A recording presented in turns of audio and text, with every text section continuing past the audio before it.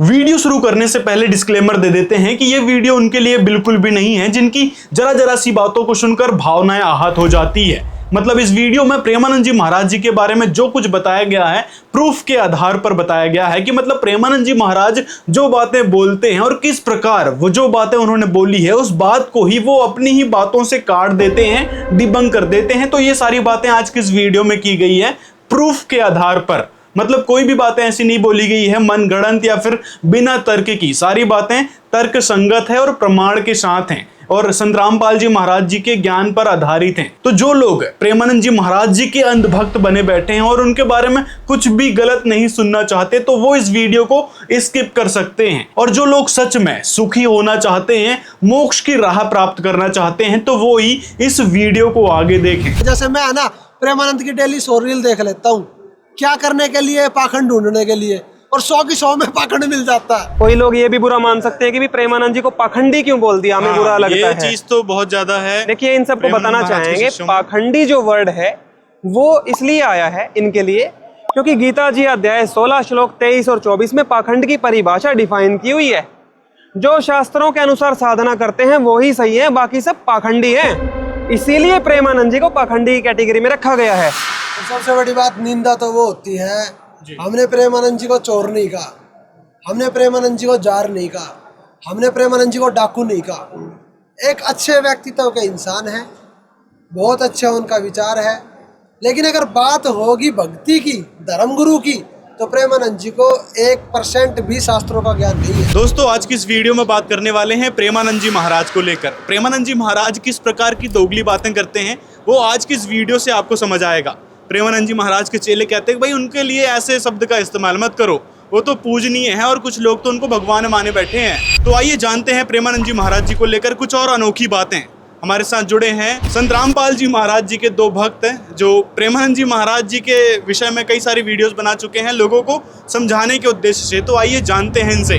आप लोग प्रेमानंद जी महाराज जी के पीछे क्यों पड़े रहते हैं? आपकी वीडियोस कई सारी देखी है। देखो जी, हम प्रेमानंद जी महाराज के पीछे नहीं पड़ते। हमारे गुरुजी संत रामपाल जी महाराज ने हमें ऐसा ज्ञान दे दिया है, उस ज्ञान के चश्मे से जब हम देखते हैं तो हमें ये नकली कथावाचक पाखंडी दिखते हैं।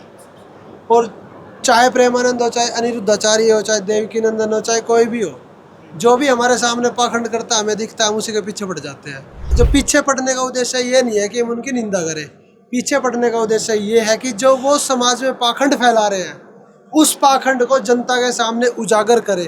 जैसे आज 5000 साल से ये गीता लिखी हुई है, 5000 साल से हमारे पास ये वेद रखे हुए हैं लिखित में, आज तक ये नकली पाखंडी धर्मगुरु हमें उनका सही अर्थ नहीं समझा पाए। वेद और गीता पूर्ण परमात्मा की भक्ति बताते हैं, इन्होंने हमें पत्थरों में, पेड़ों में, नहर नदियों में भक्ति में लगा दिया, जिस कारण से समाज को कोई लाभ नहीं मिला भक्ति का और वो नास्तिक होते जा रहे हैं। तो हमारा उद्देश्य ये है कि पीछे जो हुआ सो हुआ, अब संत रामपाल जी महाराज इस धरती पर अवतरित हो चुके हैं, अब तो बचे हुए लोगों की जान बचे।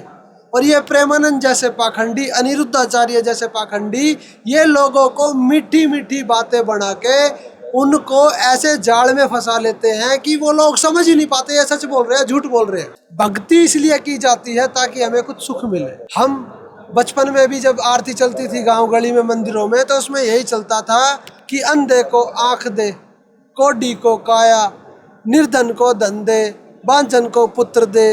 यही तो सुनते आ रहे हैं, है ना।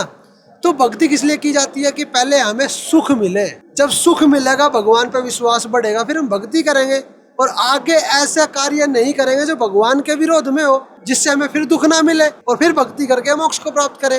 अब प्रेमानंद जी जैसे कहते हैं दुख तो भोगने पड़ेंगे, भगवानों ने भी भोगे, तुम भी भोगो और भक्ति भी करो। फिर ये कहीं कहीं क्या देते हैं कि राधा नाम ऐसा है, इससे सब कुछ ठीक हो जाता है। फिर ये कहते हैं कि बीमारी हो तो डॉक्टर के पास जाओ, पीठ में दर्द है तो डॉक्टर, बाबा जी इसको क्या करे, बाबा जी क्या करे। जैसे किसी को रोग है, किसी को दर्द है तो डॉक्टर के पास जाए, आशीर्वाद से नहीं ठीक होता।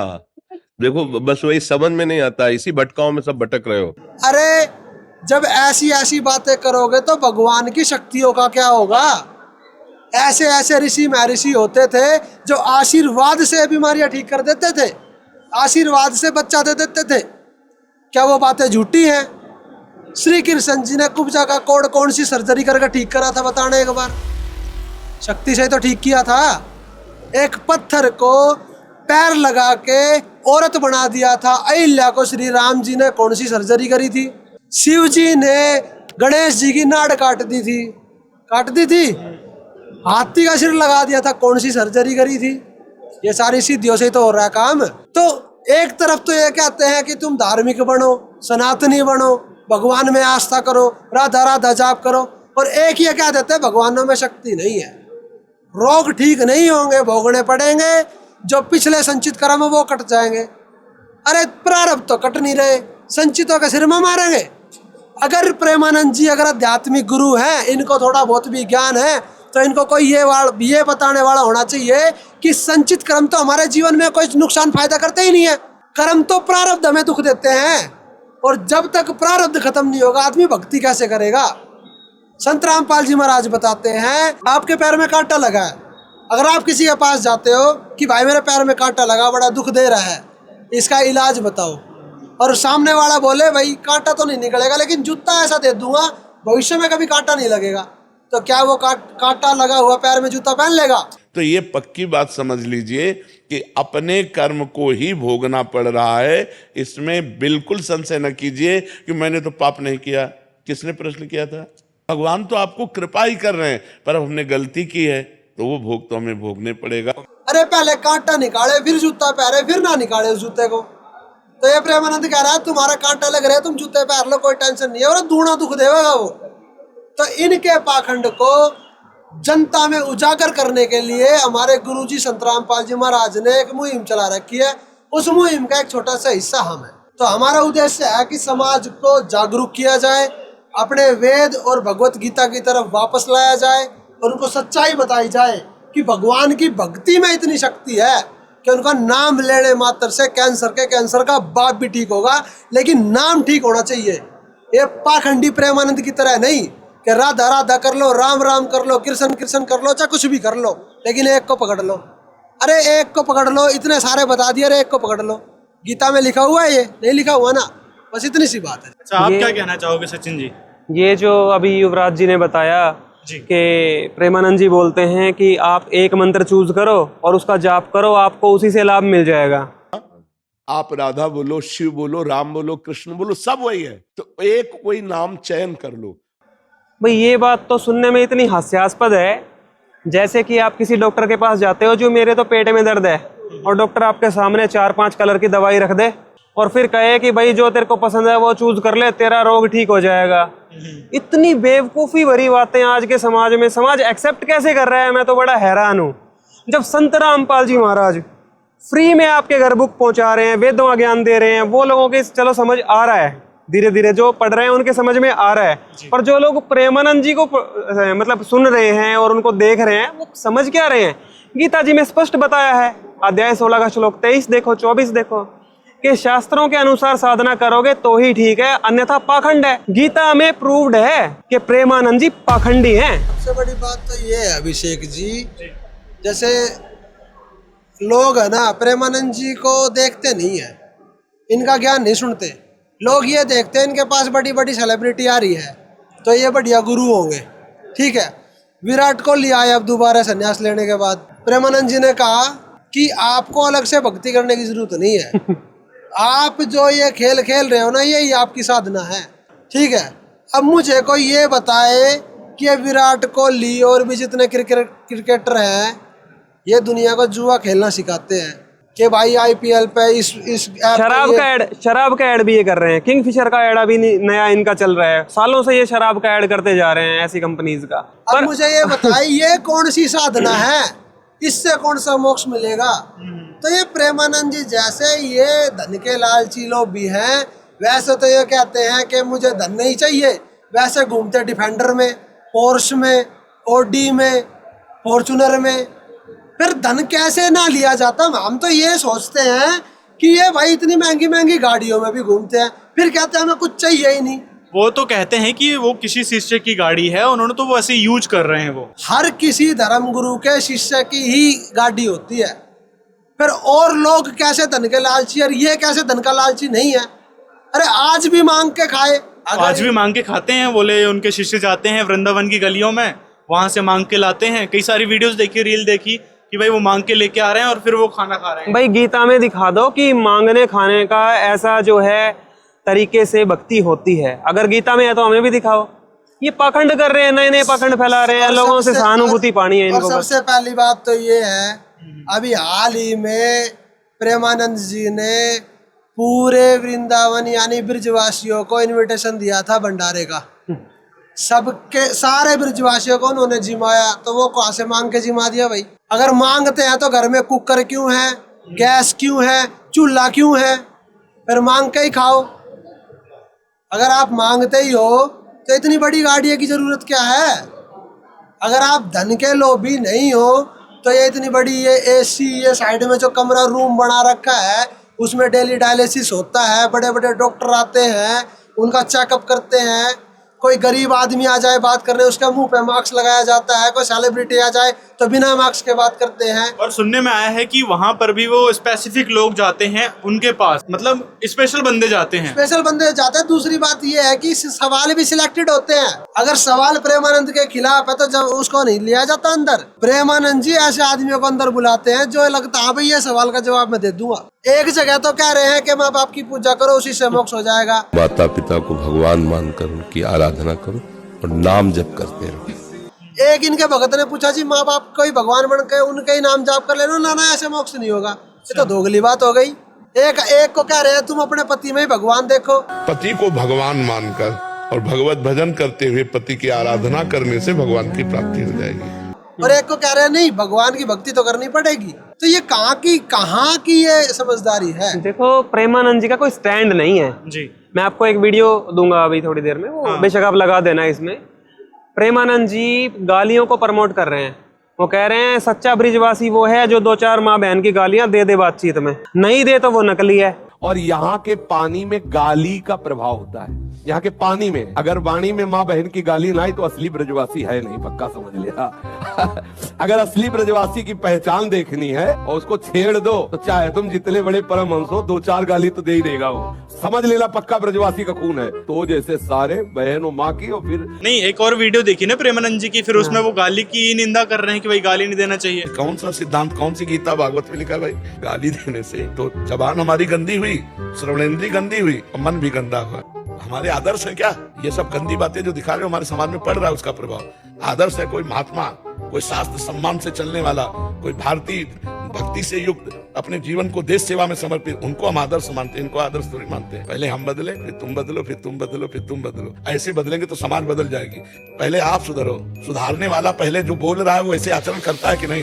अगर नहीं करता तो कोई प्रभाव नहीं पड़ेगा। अगर हम सुधर करके बोलेंगे तो प्रभाव पड़ेगा। अगर हम गंदे नहीं और आपसे कहेंगे कि गंदा आचरण नहीं करना तो ये शब्द तुम्हारी खोपड़ी में हजारों बार राउंड मारेगा और चढ़ बैठेगा तुम्हारे ऊपर और तुम्हारी गंदगी को दूर करेगा। वही मैं आपको कह रहा हूँ।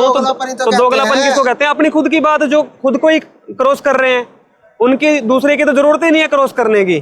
तो ऐसे आदमी को दोगला ना कहें तो क्या कहें? दूसरी तरफ तत्वदर्शी संत रामपाल जी महाराज हमारे गुरुदेव, वो कहते हैं कबीर गाली ही से उपजय कलह कष्ट और मीच, हार चले सो साधु है लाग मरे सो नीच। तो उनका ज्ञान बिल्कुल क्लियर है। प्रेमानंद जी कभी कहते हैं गाली देना गलत है, कभी वो खुद प्रमोट करते हैं। अगर वो अब उनको ज्ञान समझ में आ गया है कि गालियां देना गलत है तो माफी मांग लो कि पहले मैंने गलत बताया है। लोग दोगला ही कहेंगे वरना इनको। एक आदमी का सिद्धांत होता है, आदमी कट के मर जाता है, कभी उस चीज को अपनाता नहीं है, अपने सिद्धांत के विरुद्ध नहीं जाता। जैसे सिखों के धर्मगुरु हुए हैं, उनका सिद्धांत था एक धर्म को मानना। मुसलमानों ने उनको खूब प्रताड़नाएं दी कि मुसलमान धर्म स्वीकार कर लो, वो कट के मर गए, दीवारों में चिढ़ दिए गए, लेकिन उन्होंने कभी दूसरे सिद्धांत को अपनाया नहीं। और प्रेमानंद तो कहता है कि भक्ति से रोग ठीक नहीं होंगे, आशीर्वाद से रोग ठीक नहीं होंगे, डॉक्टर का दवाई लो। पीठ में दर्द है तो डॉक्टर बाबा जी इसको क्या करे? पूर्व के पूर्व कर्मों के पाप से हमें दंड मिलता है। और फिर दूसरी जगह कहता है ब्रिज का सेवन करो, व्रज का, इसका रज का, ब्रिज की रज का सेवन करो, इससे तुम्हारे बड़े से बड़ा रोग और शराब और ताप सब कुछ दूर हो जाएगा, कोई अटैक नहीं करेगा। जो रज लगाता है साप ताप रोग शोक दारुण दुखारी लाल इष्ट, ये रज लाल जू की इष्ट है क्योंकि प्रियाजू के चरण चिन्हों से चिन्हित ये रज है। बड़े भाग्यशाली जिनकी रज में श्रद्धा है। और मंत्र भी बताते हैं कोई ना कोई सा।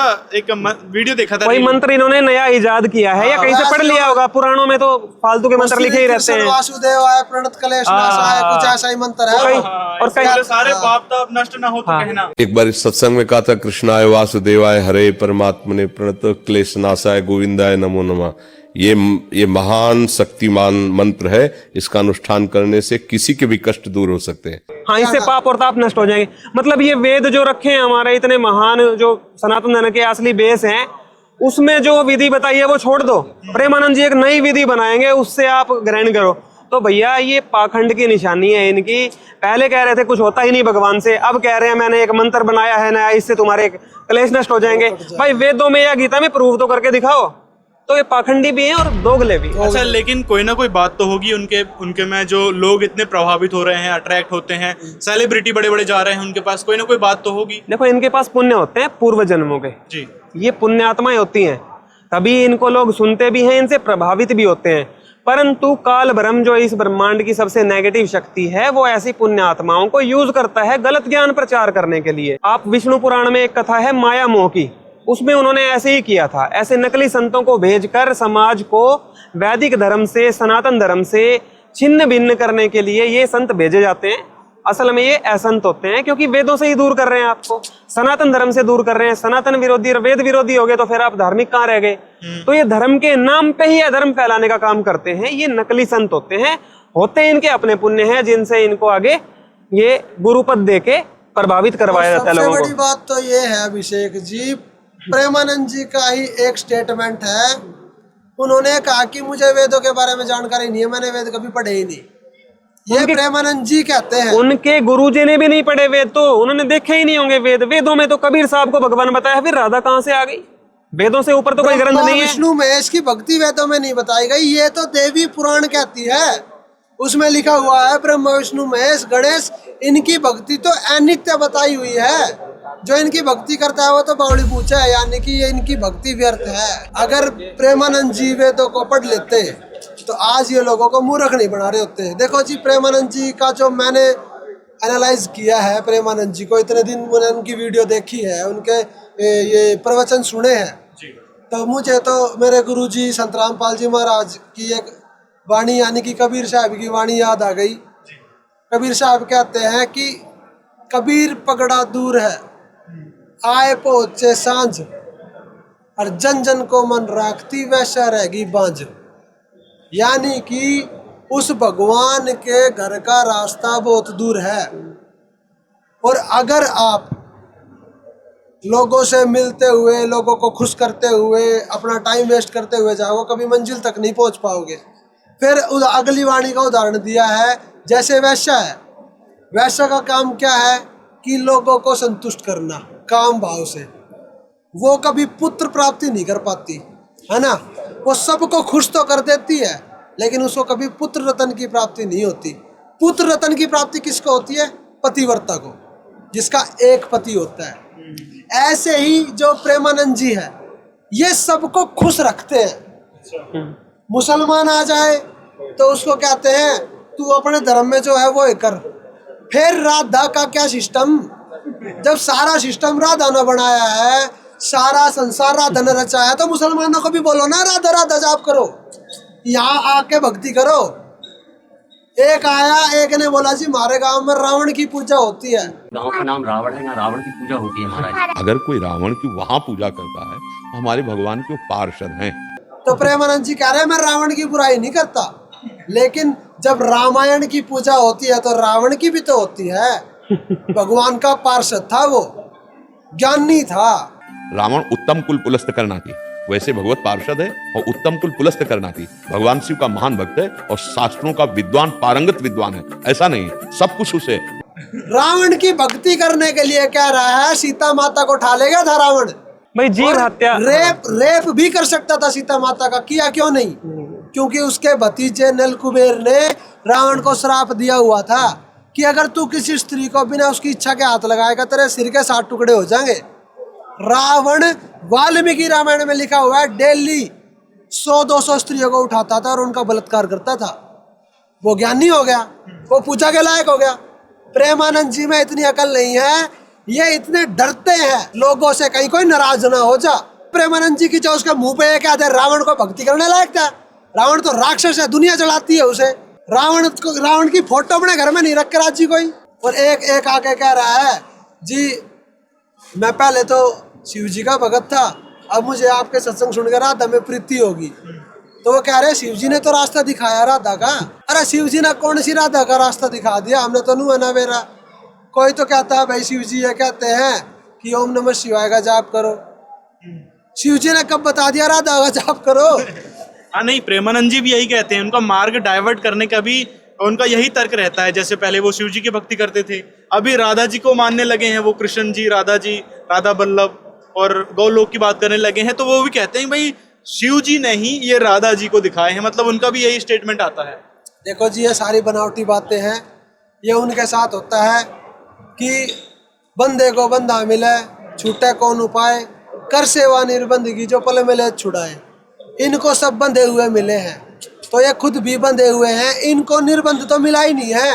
निर्बंध तो यहाँ हरियाणा में बैठा है, हिसार में। लेकिन वो भी अभी बंधक में है कह रहे हैं। वो बंधन में नहीं है, उन्होंने दुनिया के बंधन छुड़ा दिए। अगर वो आज चाहे तो आज यहाँ सामने प्रकट हो जाते हैं। संत रामपाल जी महाराज के करोड़ों शिष्य हैं, सबसे पूछ लेना, उनके साथ संत रामपाल जी महाराज रहते हैं। संत रामपाल जी महाराज के किसी शिष्य को पेट में दर्द हो जा, 1 मिनट में दंडवत प्रणाम करके प्रार्थना करते हैं और पेट का दर्द ठीक। कैंसर की बीमारी हो जाए, संत रामपाल जी महाराज के हजारों लाखों शिष्य हैं, कैंसर की बीमारी ठीक, पर अंदर कहाँ है? और सबसे बड़ी बात तो ये है कि वो निर्बंध है, संत रामपाल जी महाराज निर्बंध है, और वो हमारे बंधन छुड़ाने लग रहा है। और ये प्रेमानंद जी खुद बंधन में पड़े हैं, इनके कृष्ण जी बंधन में पड़े, इनकी राधा जी बंधन में पड़ी है। बंधन में कौन होता है? जिसके ऊपर 3 ताप का कष्ट लागू हो। और निर्बंध कौन होता है? जिसपे कोई चीज लागू ही ना हो।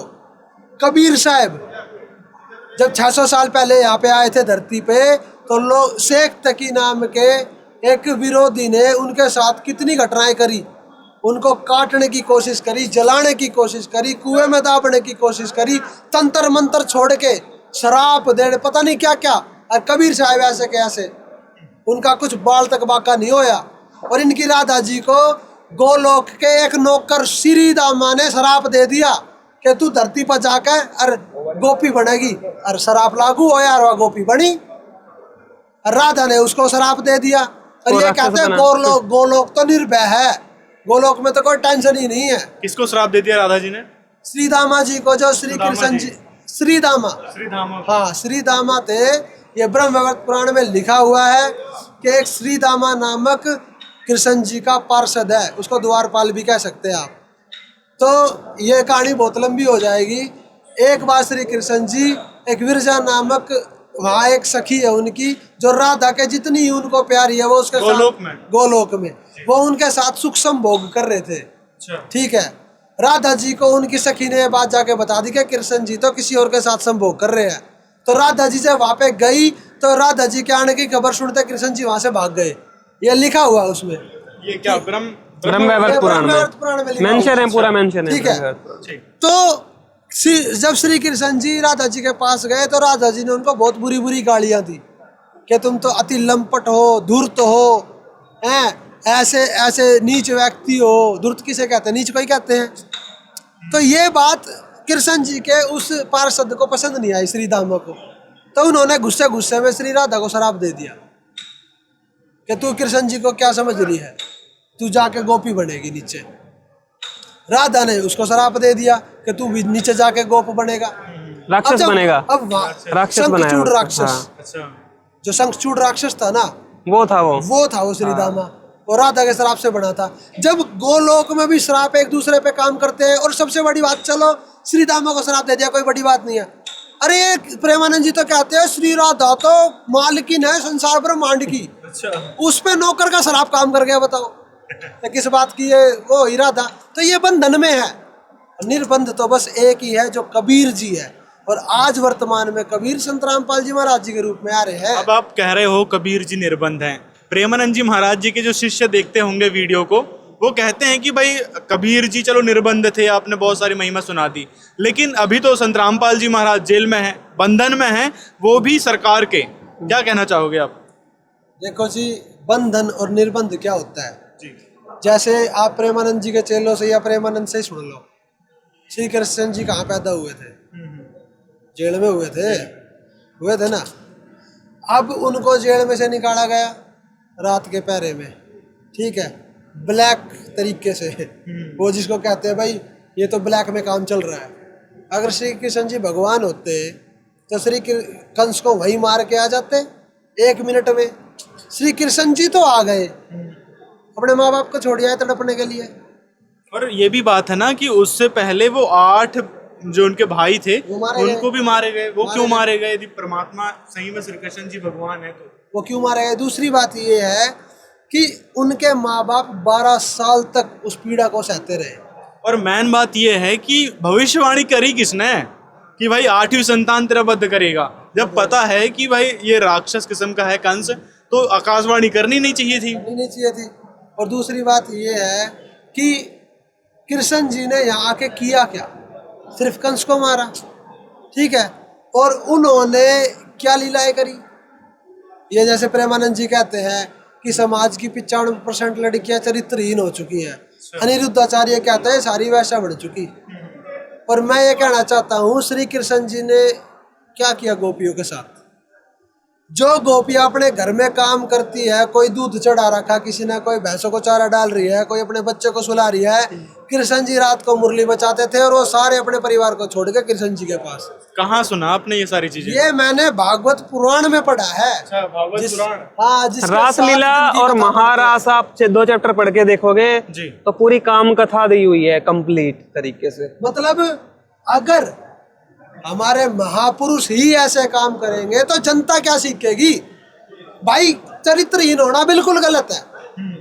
मैं प्रेमानंद जी की इस बात को मानता हूँ कि चरित्रहीन होना बिल्कुल गलत है, लेकिन जिसकी भक्ति प्रेमानंद जी करवा रहे हैं उनका चरित्र कैसा था और सीखा कहाँ से? इन नकली पाखंडी कथावाचकों ने भागवत पुराण पढ़ा के, ब्रह्मवृत पुराण पढ़ा के लोगों को यह शिक्षा दी है कि तुम गोपी बनो, तुम कृष्ण बनो।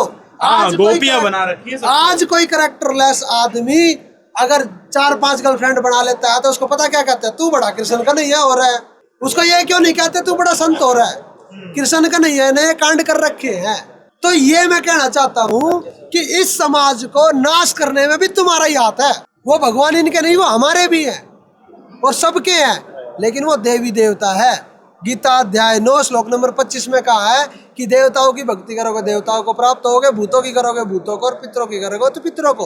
अच्छा, इसमें एक बात और आती है, यदि आपने इसी की बात की तो गौलोक की बात करते हैं और संत रामपाल जी सतलोक की बात करते हैं, तो क्या फर्क है इन दोनों में? गौलोक में क्या होता है और सतलोक में क्या है जो संत रामपाल जी बताते हैं? गोलोक इस ब्रह्मांड का एक हिस्सा है जिसमें कृष्ण जी का वास है, ठीक है। उसमें कृष्ण जी के जो भगत ये उद्देश्य रखते हैं कि भाई हम कृष्ण जी की या राधा जी की भक्ति करें, वो गोलोक में चले जाते हैं। जो विष्णु जी की भक्ति करते हैं वो विष्णु लोक में चले जाते हैं। जो शिव जी की भक्ति करते हैं शिव लोक में चले जाते हैं। ऐसे गोलोक भी एक लोक है, ये कोई अलग से कोई लोक नहीं है। परमात्मा कहते हैं ये सारे नाश में आते हैं, गोलोक का भी नाश होता है। तो जब गोलोक का नाश होगा तो कृष्ण जी का भी नाश होगा, राधा जी का भी नाश होगा, तो जो वहां रहते हैं उनका भी नाश होगा। और सतलोक क्या है? सतलोक तो अविनाशी है, वहां जाने के बाद कभी भी वहां से लौट के संसार में नहीं आते। गीता अध्याय 15 श्लोक 4 में भी सतलोक के बारे में बताया है, वहां गए हुए साधक फिर लौटकर संसार में नहीं आते। और ब्रह्मवैवर्त पुराण में मेंशन्ड है कि गोलोक में भी प्रलय आती है। तो ये फर्क है कि गोलोक इस ब्रह्मांड का हिस्सा है जो काल ब्रह्म के अंडर आता है। यहाँ पे जन्म मरण समाप्त नहीं होता, मोक्ष नहीं होता है, ठीक है। इन देवताओं के लोक में आना जाना ये बहुत ही आम बात है और ये चलती ही रहती है ये कहानी। तो मोक्ष होगा सतलोक में, दोबारा आना नहीं पड़ेगा, वो है परमानेंट। सबसे बड़ी बात ये है कि जहाँ पे प्रलय हो वहाँ सुख हो सकता है। अब मान लो जो देहात के लोग हैं वो क्या सोचते हैं, भाई हम दिल्ली जाएंगे, दिल्ली में बड़ा सारी चीज की सुविधा, बड़ा सुख है। अब दिल्ली में अलर्ट जारी कर दिया ना, भाई यमुना ऊपर होगी, खतरे के निशान, तो अपने घर खाली कर दो। क्या सुख है? नहीं है ना, प्रलय की टेंशन होगी। ऐसे ही प्रलय गोलोक में भी होती है, तो वहाँ के लोग क्या करेंगे? दूसरी बात, प्रत्यक्ष प्रमाण है, गोलोक की मालकिन राधा को भी धरती पे आना पड़ा शराब भोगन, और श्री दामा वहाँ का जो गोप था जो राधा की अनन्य भक्ति कर खाया, प्रेमानंद कहते हैं कृष्ण जी के अनन्य भक्ति करके गोलोक प्राप्त होता है, तो गोलोक में जाने के बाद भी यहाँ आना पड़ेगा, सच्चाई भी नहीं बोल सकते, बताओ। तो ऐसे लोक में जाके फायदा का, जहाँ जाने के बाद फिर यहीं आना पड़े। एक बात बताओ जी, मान लो आपके पास सारी सुविधा है और आप 8 घंटे पढ़ाई करके हवलदार बन जाओ, और उसी 8 घंटे पढ़ाई करके आप IPS बन जाओ, तो आप बनना क्या चाहोगे? हवलदार, IPS ही तो बनोगे। जब सेम टाइम स्पेंड करने में आपको बड़ी पद्धति मिल रही है, तो कौन मूर्ख होगा जो 45,000 कमाएगा? वो लाखों क्यों नहीं कमाएगा? तो ऐसे ही ये मनुष्य जन्म मिला है। अगर इस मनुष्य जन्म में आप राधा जी की या कृष्ण जी की, वैसे तो राधा की कोई भक्ति ही नहीं है, ये तो इन्होंने पाखंडियों ने बना रखी है। अगर आप कृष्ण जी की, राम जी की, शिव जी की भक्ति करते हो तो आपको इनके लोक की प्राप्ति हो जाएगी, वहां से वापस आना पड़ेगा। अगर आप इसी जन्म में कबीर साहब की, संत रामपाल जी महाराज के बताए अनुसार भक्ति करोगे तो सतलोक चले जाओगे, वापस नहीं आना पड़ेगा। 15 श्लोक नंबर 4, वहां जाने के बाद कभी लौट के नहीं आते। गीता अध्याय 18 श्लोक नंबर 62 के तू उसी की शरण में जा, वहां जाने के बाद कभी आना नहीं पड़ेगा, शाश्वत सुख हो जाएगा, पूर्ण मोक्ष हो जाएगा। तो हमारा तो उद्देश्य यही है, जो प्रेमानंद जैसे पाखंडियों के पास फंसे पड़े हैं ना, वो वहां ना फंसे। देखो मैं ऐसे ही नहीं कह रहा, प्रत्यक्ष को प्रमाण की जरूरत नहीं होती। प्रेमानंद जी की भक्ति बताने से अगर सुख होता, तो मैं प्रेमानंद जी की एक वीडियो देख रहा था, उसमें प्रेमानंद जी का भगत जो प्रेमानंद जी के बताए अनुसार नियम अनुसार भक्ति कर रहा है, वो प्रेमानंद जी को ये बोल रहा है कि महाराज जी हमारे घर में आपकी भक्ति हो रही है और कई दिनों से हो रही है, और फिर भी हमारे घर में वो कलेश, वो दुख, वो सारी पीड़ाएं आ रही है। तो प्रेमानंद जी कह रहे हैं हंस के कि सबसे पूछो यहाँ दुखी कौन नहीं है? अरे दुखी है दुनिया, जब भी तो तेरे पास आ रही है, ताकि तू कुछ ऐसा रास्ता बतावे कि जिससे वे सुखी हो जाएं। संतों के पास किस लिए जाते हैं? ताकि हमारे दुख मिटे और सुख प्राप्त हो। आप वो बात बताने लग रहे हो कि दुख तो भोगना पड़ेगा, वो वाली बात है कि कांटा लगे पैर में जूता पहन लो, और पता नहीं वो जूता भी असली है या नकली, क्या पता बाद में भी वो कांटे लगते ही रहे। तो प्रेमानंद जी की भक्ति बता, जो प्रेमानंद जी ने जो भक्ति बताई है, उससे ना तो शास्त्रों में कोई प्रमाण है, ना गीता में, ना वेद में, और ना ही उससे वर्तमान में प्रैक्टिकल में कोई रिजल्ट आ रहा, तो बाद में तो पता नहीं कब आएगा। अच्छा, अभी जो प्रेमानंद जी महाराज के जो शिष्य हैं, वो प्रेमानंद जी को कृष्ण जी का अवतार मत बताते हैं कि भाई ये कृष्ण जी के अवतार हैं इस समय, क्या कहना चाहोगे आप? देखिए, अगर प्रेमानंद जी कृष्ण जी के अवतार हैं या नहीं, हमें क्या फर्क पड़ेगा? हमें मोक्ष की साधना करनी है, मनुष्य जीवन प्राप्त हुआ है। तो कृष्ण जी ने जो हमें भक्ति बताई है, जिस भक्ति की आप बात कर रहे हो कि कृष्ण जी की भक्ति अगर करके अगर गोलोक भी जाना पड़ा तो भी मोक्ष नहीं हुआ, अगर बैकुंठ चले गए विष्णु जी के लोक में तो भी मोक्ष नहीं हुआ, तो इन सब से जब मोक्ष होना ही नहीं है तो ये भक्ति तो अधूरी रहेगी। तो अधूरी भक्ति करनी ही क्यों है जब हमारे पास पूरी बुद्धि दे रखी है परमात्मा ने, जब हमारे पास वेद हैं, गीता हैं, सारे शास्त्र हैं, इनसे शिक्षा लेके हम क्यों ना संत रामपाल जी महाराज जी के ज्ञान को समझ के पूर्ण मोक्ष की भक्ति करें। एक चीज जरूरी है मेंशन करनी, कोई लोग ये भी बुरा मान सकते हैं कि भी प्रेमानंद जी को पाखंडी क्यों बोल दिया, हमें बुरा लगता है। ये चीज तो बहुत ज्यादा है। देखिए, इन सबको बताना चाहेंगे, पाखंडी जो वर्ड है वो इसलिए आया है इनके लिए क्योंकि गीता जी अध्याय 16 श्लोक 23 और 24 में पाखंड की परिभाषा डिफाइन की हुई है। जो शास्त्रों के अनुसार साधना करते हैं वो ही सही है, बाकी सब पाखंडी हैं। इसीलिए प्रेमानंद जी को पाखंडी की कैटेगरी में रखा गया है।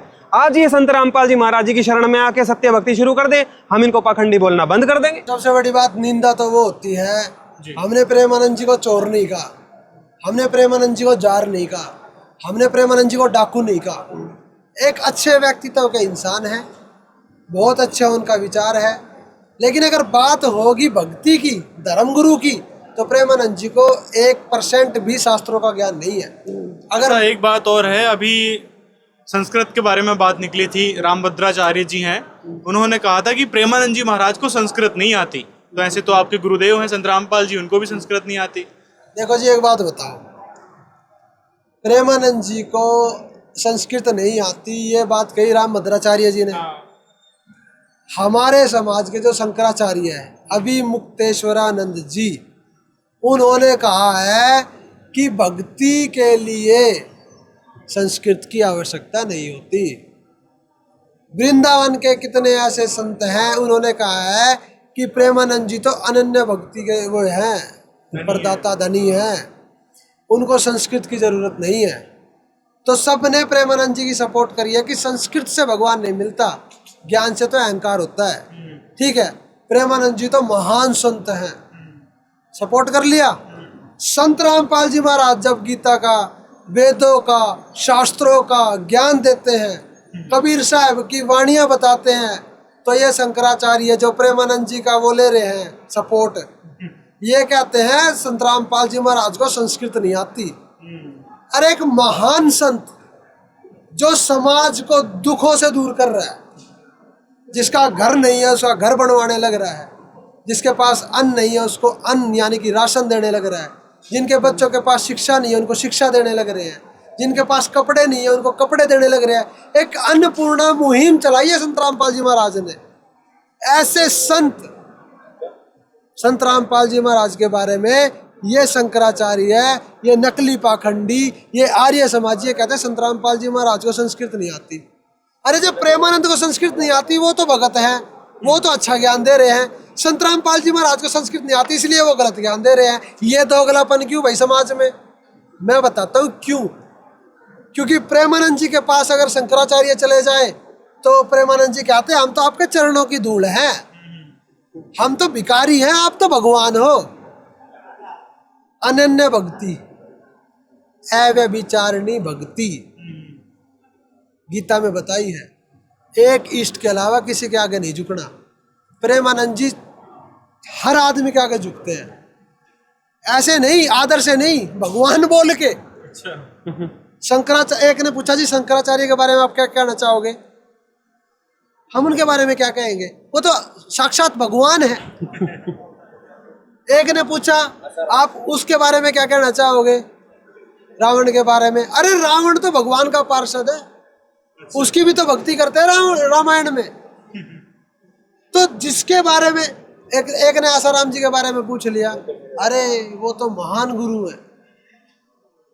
तो ऐसे प्रेमानंद जी, कोई कहता जी मैं दुर्गा की भक्ति करता हूं, तो दुर्गा क्या अलग है क्या? ये भी तो वो है, भगवान है। शिव जी की भक्ति करता हूं, शिव जी तो भगवान है। तो फिर अव्यभिचारिणी भक्ति कहाँ गई? तो मैं तो ये कहना चाहता हूं कि संत रामपाल जी महाराज ये कहते हैं कि एक परमात्मा की भक्ति करो, जिसके बारे में गीता अध्याय 18 श्लोक नंबर 66 में कहा है, सर्वधर्मेण परित्यज्य माम एकम शरणम व्रज अहम त्वाम सर्वे पापेभ्यो मोक्षयिष्यामि मा शुच। कि एक परमात्मा की भक्ति कर, उसकी शरण में जा, फिर मैं तुझे सारे पापों से मुक्त कर दूंगा। और प्रेमानंद जी कह रहे हैं किसी की भी कर ले, कोई टेंशन नहीं। देखो प्रेमानंद जी का भक्ति मार्ग में कोई स्टैंड नहीं है, पाखंड में फंस गए हैं। मैं तो बल्कि मतलब बहुत पिटी मेरे को फील होता है प्रेमानंद जी के बारे में और प्लस उनके भक्तों के बारे में। एक बात आपकी काटूंगा, तो मैं ये कहना चाह रहा था कि प्रेमानंद जी से लोग इसीलिए नहीं चिढ़ते क्योंकि प्रेमानंद जी सबको खुश रखते हैं, हाँ। किसी को गलत नहीं बताते। और संत रामपाल जी महाराज ये कहते हैं वेद और गीता सही, कबीर साहब की वाणी सही, और इनके अनुसार जो ना चले वो गलत। अगर जो टीचर सिलेबस के अनुसार बच्चों को ना पढ़ाए तो वो उन बच्चों का दुश्मन है। संत रामपाल जी महाराज ये क्या देते हैं, इसीलिए लोग बहाना बनाते हैं कि संत रामपाल जी महाराज को संस्कृत नहीं आती। ये नहीं बताते कि संत रामपाल जी महाराज ने वेद खोल कर धर दिए, दाना दाना गीता खोल कर धर दी, कबीर साहब की वाणी, गरीबदास जी महाराज की वाणी, जितने संत हुए हैं सबने ये बताया हुआ है कबीर ही भगवान है। संत रामपाल जी महाराज ने बता दिया कि ये सभी देवी देवता हमारे आदरणीय हैं, लेकिन पूजनीय बस कबीर भगवान है। इसीलिए सारे शंकराचार्य, सारे आचार्य, ये पाखंडी कथावाचक संत रामपाल जी महाराज के विरोधी बने हुए हैं कि ये हमारी दुकानें बंद करवा रहे हैं। और प्रेमानंद तो कहता है भाई थोड़ा सा सामान उसकी पता भी ले ले, थोड़ा उसकी पता भी ले ले, और हमारी दुकान पर भी आ जाए कर। तो ये चोर चोर मोसेरे भाई हैं, इनको किसी के कल्याण से कुछ नहीं लेना देना, इनको बस अपनी महिमा, अपनी रोटी, इनका गुजारा करना है। और संत रामपाल जी महाराज तो दाता हैं, वो तो समाज को देने आए हैं, लेने नहीं। संत रामपाल जी महाराज ने तो बांट दिया सब कुछ, और खुद कहाँ बैठे हैं, जेल में, और आप कहाँ बैठे हो, पंखे की हवा में। ये इतना बड़ा आश्रम, ये इतनी सुविधा, 24 घंटे भंडारा, गरीबों के घर बनवाने लग रहे, लाखों आदमियों को राशन पहुंचाने लग रहे, लाखों बच्चों को शिक्षा पहुंचाने लग रहे, दवाइयाँ पहुंचाने लग रहे। ऐसे संत जो देने वाले हैं, लेने वाले नहीं। वास्तव में तो जो निर्मोही है, जिनको धन नहीं चाहिए, बस भगत की भक्ति सही चले, शास्त्र अनुसार चले, इस चीज में प्रयासरत रहते हैं 24 घंटे। ऐसे तो संत रामपाल जी महाराज जी हैं। बाकी तो जितने भी आप देख रहे हो ना, सारे पाखंडी हैं। और अगर ये मानते हैं कि हम गलत बोल रहे हैं तो संत रामपाल जी महाराज के आश्रम में आओ, धनाना में आओ, चाहे मुंडका में आओ, चाहे उनके बहुत आश्रम है इस देश में, कहीं चले जाओ और आके चर्चा करो। टीवी हमारे, चैनल हमारे, खर्चा हमारा, आपके भंडारे की सुविधा करेंगे, आने जाने का खर्चा देंगे। आप संत रामपाल जी महाराज के आश्रम में आओ और ये सिद्ध करके दिखाओ कि कृष्ण भगवान है, ये सिद्ध करके दिखाओ कि राधा भगवान है। वेद और गीता यहाँ रखे हैं। 24 घंटे संत रामपाल जी महाराज के आश्रम में शास्त्र उपलब्ध है। बस आके आप एक बार सिद्ध कर दो। संत रामपाल जी महाराज के लाखों करोड़ों अनुयायी है, उसी समय आपके पीछे पीछे हो लेंगे। और अगर नहीं कर पाए तो अपना चोला यहीं धर जाना और संत रामपाल जी महाराज से नाम दीक्षा ले जाना। जी, हम तो ये कहना चाहते हैं। जी सचिन जी, कुछ कह रहे थे आप? हाँ, बस बात यही थी कि प्रेमानंद जी का और बाकी जिन गुरुओं का अभी मेंशन आया जी, देखो संत रामपाल जी महाराज जी का तो सीधा स्टैंड है कि वेदों के अनुसार चलना है, गीता के अनुसार चलना है, सूक्ष्म वेद के अनुसार चलना है। उसके अलावा जो भी है वो पाखंड है। पाखंड को संत रामपाल जी महाराज कभी भी सपोर्ट नहीं करेंगे। जैसे प्रेमानंद जी से अभी किसी ने पूछा कि भाई हम तो मछली का व्यापार करते हैं तो कर लें, तो प्रेमानंद जी को ज्ञान तो है नहीं गीता का। उन्होंने कहीं पढ़ लिया कि अपना धर्म तो फॉलो करना चाहिए। मतलब आपके बाप बाबा दादा यही सब करते चले आए। अरे वो शास्त्रानुकूल धर्म को फॉलो करने में जो कष्ट है, कठिनाई है, उसको वहन करने की बात हुई थी। वो कह रहे हैं जो तुम काम कर रहे हो वही तुम्हारा धर्म है। भाई प्रेमानंद जी को देखो ज्ञान तो प्राप्त हुआ नहीं, मछली बेचना काम बता दिया, बोले वही तुम्हारा धर्म है, वो कर लो।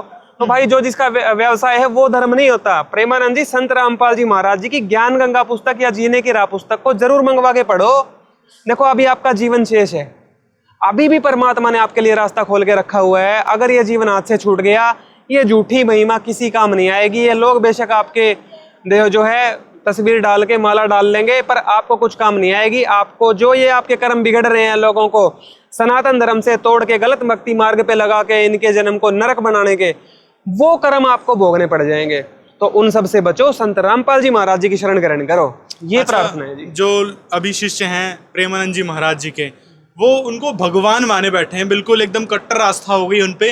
वो किसी की बात सुनना ही नहीं चाहते। आप लोगों के वीडियोस देखे हैं, उनके कमेंट भी हमने सेक्शन में पढ़े हैं, तो वो कहते भाई राधा वल्लभ जी माफ करें, मैंने इनकी वीडियो देख ली। कुछ इस टाइप के बहुत सारे कमेंट आते हैं, यहाँ तक कि विरोध भी प्रकट करते हैं कि आपने ऐसे कैसे बोल दिया, हम तो या प्रेमानंद जी तो आपके गुरु संत रामपाल जी महाराज जी के बारे में नहीं बोलते हैं, आप लोग क्यों बोलते हो ये सारी चीजें। प्रेमानंद जी का तो स्टैंड ही नहीं है, उनको शास्त्रों का ज्ञान ही नहीं है। हमने तो अपनी वीडियो को सबको प्रार्थना करके बोला है। ये युवराज टॉक्स नाम से भाई का चैनल है, मेरा फैक्टफुल सचिन नाम से है जी। दोनों पे जाओ, वीडियोस पड़े हुए हैं प्रेमानंद जी के बारे में, ब्रह्म वैवर्त पुराण के बारे में, कृष्ण जी के बारे में, राधा जी के बारे में।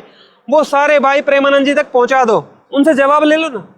बिल्कुल ले लो ना, जवाब है ही नहीं जवाब। प्रेमानंद जी तो ये बचते फिर रहे हैं, भाई ये मेरे सामने मत लाओ ये टॉपिक क्योंकि ये शास्त्रों में प्रमाणित है, ब्रह्म वैवर्त पुराण में सब कुछ मेंशन है।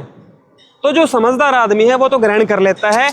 और जिन आदमियों को अभी धार्मिक ज्ञान नहीं है, जो OTT प्लेटफॉर्म में उलझ चुके हैं, अपना जीवन जी रहे हैं, बस उनको लगता है बस प्रेमानंद जी पीले से कपड़े पहन के आ गए, ये संत है, इनको सुन लिया बस होगी भक्ति, तो वो लोग बुरा मानते हैं क्योंकि उनका शास्त्रों से कोई कभी पाला नहीं पड़ा। पर जो समझदार बुद्धिजीवी लोग हैं वो तो संत रामपाल जी महाराज जी से भाग के नाम दीक्षा ले रहे हैं। वो तो कह रहे हैं हमारी जान बच गई। और सबसे बड़ी बात तो मैं ये कहना चाहूंगा, जो लोग ये फोकट का दावा ठोकते हैं कि संत प्रेमानंद जी ने लाखों लोगों का जीवन बदल दिया, उनके आगे प्रत्यक्ष प्रमाण रखता हूँ कि विराट को ले आया, वो अब भी नशे का और मांस का प्रचार कर रहा है।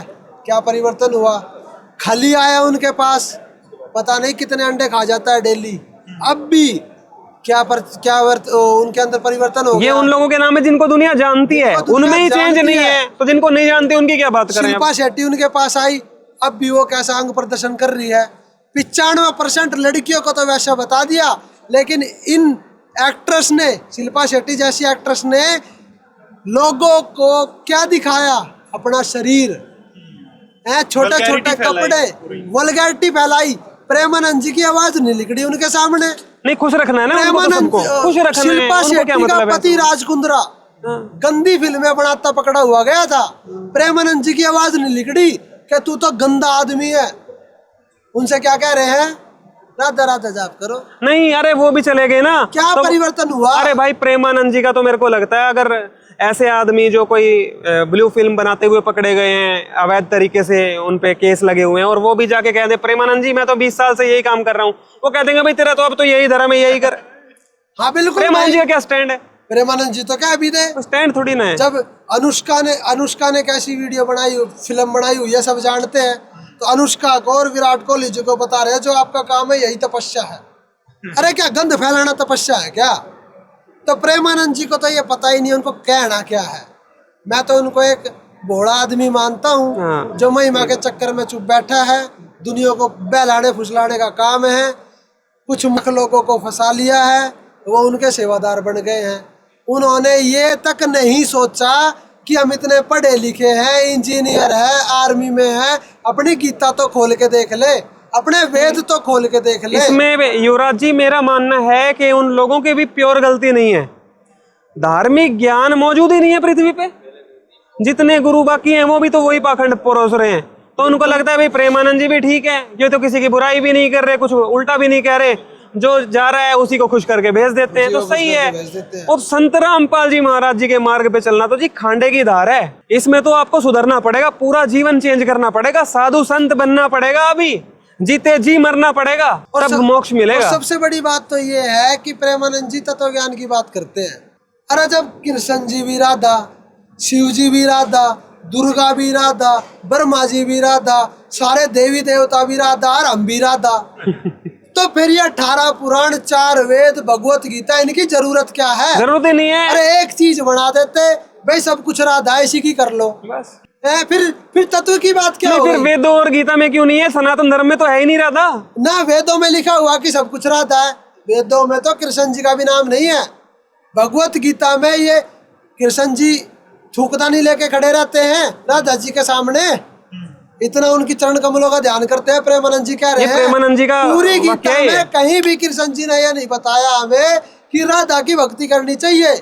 इसका मतलब कृष्ण जी खुद तो मोक्ष प्राप्त करना चाहते हैं, हमें धोखे में रख दिया। नहीं, दूसरी बात ये भी है, मुझे लग रहा है कि कृष्ण जी ने सही भक्ति नहीं बताई, शायद प्रेमानंद जी सही बता रहे हो। इसका मतलब गीता गलत है भाई, हो सकता है। अब जो लोग नहीं मानते गीता को, संत रामपाल जी महाराज को नहीं मानते, जो प्रेमानंद जी के पीछे जा रहे हैं कि भाई ये मीठी मीठी बातें बनाते हैं, ठीक है भाई, फिर इसका मतलब कृष्ण जी भी गलत हो गए, वेद भी गलत हो गए, सनातन भी छोड़ दो, ठीक है भाई, बना लो, नहीं भगवान करते रहो लॉन्च, पर मोक्ष नहीं मिलेगा, मनुष्य जीवन आपका भी व्यर्थ। और प्रेमानंद जी का तो लगभग हो चुका है, अभी भी प्रार्थना है कि आखिरी कड़ी है इनकी। एक चीज और क्या देना चाहता हूँ मैं, जो लोग इस भ्रम में है कि प्रेमानंद जी तो महान संत है और उनकी एक ये जो किडनी है वो ठीक हो जाए, लेकिन वो करना नहीं चाहते, तो मैं आपको बता दूं प्रेमानंद जी की ये जो बीमारी है ना, ये खानदानी बीमारी है। दूसरी बात, अगर प्रेमानंद जी को राधा जी पे इतना ही विश्वास है ना, तो वो अपने सत्संग भवन के साइड में ऑपरेशन थिएटर नहीं बनवाते, वो डायलिसिस नहीं करवाते, वो गोलियों पे नहीं जीतते। वो ये कहते हैं डॉक्टर के बिना तो मैं पानी भी नहीं पीता। फिर राधा का विश्वास कहाँ गया, वो मंत्र जाप कहाँ गया, वो भक्ति कहाँ गई, वो भाव कहाँ गया? वो तो घर बनाई थी ना भाई, घर बनाए तो लोकल चीज का भरोसा नहीं है उनको, कोई सहारे तो डॉक्टर के चल रहे हैं, दवाइयों के सहारे चल रहे हैं। इतना डर लगता है कि किसी आदमी का मास्क ना लगा तो कदे कीटाणु मेरे भीतर आ जाए, मैं जल्दी मर जाऊं। और बात करते हैं राधा जी की, अरे कहीं तो स्टैंड ले लो, इन भोली जनता को क्यों मूर्ख बना रहे हो? ये जनता इतनी मूर्ख बन के अपना नुकसान करने लग रही है, ये दुखी इतनी है। ये भगवान आए हुए हैं धरती पर, संत रामपाल जी महाराज, थोड़ा सा तो कह दो कि मेरे पास कुछ नहीं है। अगर ठीक होना है तो संत रामपाल जी महाराज के पास चले जाओ, पाखंड करना है तो मेरे पास रहो। और मैं इस भोली जनता को भी बता देना चाहता हूँ, प्रत्यक्ष को प्रमाण की जरूरत नहीं होती। प्रेमानंद जी के पास जो भी कैंसर वाला जाता है और प्रेमानंद जी ये कह देते हैं कैंसर ठीक नहीं होगा, वो संत रामपाल जी महाराज के पास आए और नियम मर्यादा में रह के भक्ति करे और कैंसर का बाप भी ठीक होगा, ये संत रामपाल जी महाराज कहते हैं। और जब कैंसर ठीक हो जाए ना, तो फिर बता देना सबको कि प्रेमानंद जी के पास कोई ज्ञान नहीं है, संत रामपाल जी महाराज के पास है सारा ज्ञान। जी अच्छा, एक बात और है, किसी ने जबलपुर में किसी ने प्रेमानंद जी महाराज का इतना अनन्य भक्त था, उसने जो है उनका गणेश जी की जो मूर्ति है ना सेम प्रेमानंद जी के आकार में दे रखी है। क्या कहना चाहोगे इस बारे में? ये देखो, उन लोगों की गलती नहीं है। संत रामपाल जी महाराज जी ये बताते हैं कि जिसने पिछले जन्म में भक्ति को की हुई है ना, वो बिना भक्ति के रह नहीं पाता। और उसको कहीं भी कुछ भी भगवान की थोड़ी सी भी चर्चा मिल जाए ना, तो वो भावों के अंदर आ जाता है। तो प्रेमानंद जी मीठी मीठी बात बना देते हैं, तो वो सारी जनता भावुक हो जाती है और वो ये सोचती है कि ये महाराज जी ठीक है, तो वो अपने भाव प्रदर्शित करती है। लेकिन मैं ये कहना चाहता हूँ कि जो टीचर शास्त्रों को ना दिखाए, यानी कि सिलेबस से ना पढ़ाए, उस पर विश्वास मत करो। देखो, अगर आपको दूध चाहिए तो भैंस पे भाव करना पड़ेगा, गधे पे भाव कर लोगे तो मूत मिलेगा, दूध नहीं मिलेगा। तो अब आप लगा सकते हो प्रेमानंद जी और पाखंडी क्या है और संत रामपाल जी महाराज क्या है। एक बार गीता पढ़ लो, एक बार वेद पढ़ लो, संत रामपाल जी महाराज के सत्संग सुन लो, चाहे ये सोच के सुन लो कि हम इनको गलत सिद्ध करेंगे। जैसे मैं है ना प्रेमानंद की डेली 100 रील देख लेता हूँ, क्या करने के लिए? पाखंड ढूंढने के लिए, और 100 की 100 में पाखंड मिल जाता है। ठीक है, ऐसा नहीं कि 50 में नहीं मिलता और 50 में मिलता, नहीं, 100 की 100 में पाखंड मिलता है।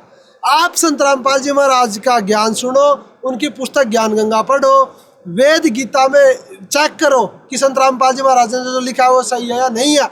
अगर वो गलत हो तो मैं फांसी चढ़ने को तैयार हूँ, और अगर सही है ना तो भाई अपना जीवन बचा लो। इन पाखंडियों के पीछे कुछ नहीं रखा। एक बार कबीर साहब की और गोरखनाथ जी की चर्चा हुई थी, तो कबीर साहब ने गोरखनाथ जी को कहा था कि गोरखनाथ मैं सबका गुरु हुआ, मैं सबका गुरु हूँ। तो गोरखनाथ ने कहा था कि तुम्हारा वचन मोह लागे कड़वा, कि कबीर जी आप ये कह रहे हो ना आप सबके गुरु हो, मुझे अच्छी नहीं लग रही है बात। फिर कबीर साहब ने कहा था कड़वा लगे सो मीठा होई, और हमारी बात पतीजस होई, कि गोरखनाथ देर को ये जो बात कड़वी लग रही है ना, ये मीठी लगने लग जाएगी, एक बार मेरे ज्ञान को अच्छे से समझ ले। तो मैं आपको ये रिक्वेस्ट करता हूँ, ये प्रार्थना करता हूँ, जितने भी प्रेमानंद जी के या अन्य जितने भी कथावाचकों के और अन्य धर्मगुरुओं के जो शिष्य हैं, एक बार संत रामपाल जी महाराज का सत्संग निष्पक्ष होके सुनो। ये मत सोचो कि आप संत रामपाल जी महाराज को गलत देख रहे हो। आप ये देखो संत रामपाल जी महाराज बता क्या रहे हैं, वो सत्संग धैर्य से 2-3 महीने सुनो और फिर जो रिजल्ट निकले वो हमें बताना। जी सचिन जी, क्या रहेगा आपका लास्ट स्टेटमेंट? देखिए, संत रामपाल जी महाराज जी की एक बुक है ज्ञान गंगा, उसके लिए आप नंबर नोट कर लो 8193819381। इस पे मिस कॉल करो, आश्रम से आपको कॉल आएगी, अपना एड्रेस मेंशन कर दो, आपको बुक बिल्कुल फ्री में आपके घर पहुंचा दी जाएगी। उसको पढ़ो, एक बार देखो, उसमें गलती छांट के ले आओ, भाई संत रामपाल जी महाराज जी ने ये गलत बता दिया है। और जब आप उसको पढ़ोगे ना तो आपकी आंखें खुल जाएंगी। इन नकली धर्मगुरुओं ने पाखंड में फंसा के आपकी आंखें बंद की हुई हैं, आपका अनमोल मनुष्य जीवन नष्ट हो रहा है। हम तो देखो, परमात्मा ने हमें बोला है कि बेटा परमार्थ का काम है ये और ये करना है, तो हम तो ऐसे ही बोलते रहेंगे और आपको ये सजग करते रहेंगे कि आप संत रामपाल जी महाराज जी के शास्त्र अनुकूल ज्ञान पे आइए और नकली धर्मगुरु से अपना पीछा छुटा के अपना जीवन बचाइए। तो दोस्तों, अभी सचिन भाई ने और युवराज भाई ने जो बातें बताई हैं वो भी संत रामपाल जी महाराज जी के ज्ञान पे आधारित हैं। सारी की सारी जो भी बातें बोली हैं सारी प्रमाणित है, और प्रेमानंद जी महाराज ने जो स्टेटमेंट दी हैं उन्हीं को इन्होंने दोहराया है और लोगों से आग्रह किया है कि आप गीता वेद पुराण को खुद पढ़ के देखो। मतलब पहले तो गीता को पढ़ के देखो, क्योंकि कृष्ण जी को ही ये इष्ट मानते हैं, कृष्ण जी की भक्ति के लिए बोलते हैं, गोलोक प्राप्ति के लिए बोलते हैं जहाँ पर कृष्ण जी रहते हैं। मतलब राधा जी के माध्यम से ये कृष्ण जी को प्राप्त करवाना चाहते हैं, उनके गौलोक में भेजते हैं। तो इनका कहने का मतलब ये है, ये किसी की धार्मिक भावनाओं को नहीं भड़का रहे हैं, इनका सिर्फ कहने का उद्देश्य है कि आप सत भक्ति ग्रहण करो, अपने शास्त्रों को खोल के देखो, ना कि आप ऐसे ही किसी की बातों में आ जाओ। प्रेमानंद जी महाराज के बारे में बताया इन्होंने कि पहले तो वो शिव जी के उपासक थे, फिर उन्होंने किसी का सत्संग सुना वृंदावन में आकर, वहाँ उनकी बातें अच्छी लगी तो उसको अपना लिया। मतलब जो बातें उनको अच्छी लग रही है उसको अपना लेते हैं और इसी प्रकार की मीठी मीठी गोली आपको दे रहे हैं। तो इन चीज़ों से बचो, आप शास्त्रों के अनुसार सद्भक्ति करोगे तो लाभ मिलेगा। ये बातें संत रामपाल जी महाराज अपने हर एक सत्संग प्रवचन में कहते हैं। तो बस आपको इतना ही समझाना हमारा उद्देश्य था कि प्रेमानंद जी महाराज एक सच्चे संत नहीं है, मतलब एक संत तो हैं जो अच्छी अच्छी बातें बता देते हैं क्योंकि घर परिवार छोड़ रखा है और भगवान के मार्ग पे ही लगे हैं, लेकिन उनके पास यथार्थ भक्ति नहीं है जिससे परमात्मा मिलेगा, मोक्ष मिलेगा या फिर किसी भी प्रकार का लाभ होगा।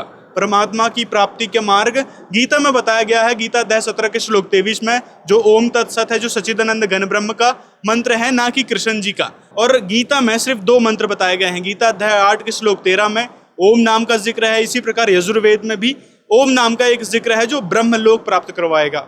ब्रह्मलोक में जाने वाले साधक भी पुनरावृत्ति में आते हैं। और जो गीता अध्याय 17 का श्लोक 23 है जिसमें ओम तत्सत मंत्र बताया गया है, वह मंत्र, वह नाम जो है उस सच्चिदानंद घन ब्रह्म को प्राप्त करवाएगा, जिसके बारे में गीता अध्याय 18 के श्लोक 62 में कहा है। उस सच्चिदानंद घन ब्रह्म के बारे में बता दिया और साथ में उस सनातन परम धाम के बारे में बता दिया। तो और भी बहुत सारी जानकारी है। संत रामपाल जी महाराज जी के चैनल में जाकर आप बहुत सारी वीडियोस देख सकते हैं।